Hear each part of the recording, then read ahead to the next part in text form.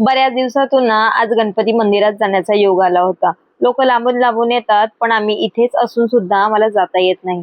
आज म्हटलं कामाना अगोदर ना स्वतःला वेळ द्यावा, म्हणून अगोदर ना माझं सगळं मी असं आवरून घेतलं आणि मग ना मंदिरात जायचं आहे म्हणून त्या उत्साहाने ना लवकरच लागले काम आवरायला. सकाळी चपात्या वगैरे बनवल्या होत्या मी, आणि आज तर ना मी चहा सोबतच चपात्या खाल्ल्यात.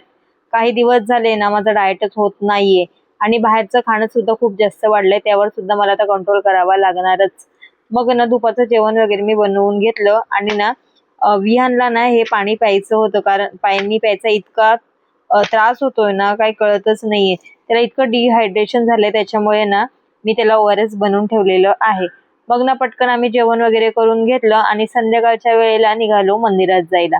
आणि संध्याकाळी ना इकडचं वातावरण खूप सुंदर असतं, त्याला वाचल्यामुळे ना शांतगार असं वातावरण आहे. मस्त आम्ही ना बोटिंग वगैरे केली आणि मी मंदिरात आम्ही काय केलं, इकडे काय काय आहे आणि बोटिंग साठी किती पैसे लागतात हे मी लॉंग व्हिडिओ मध्ये तुम्हाला सांगणार आहे. तो व्हिडिओ मी उद्या संध्याकाळी अपलोड करणार आहे. तर आता पुरतं एवढंच, बाकी बाय.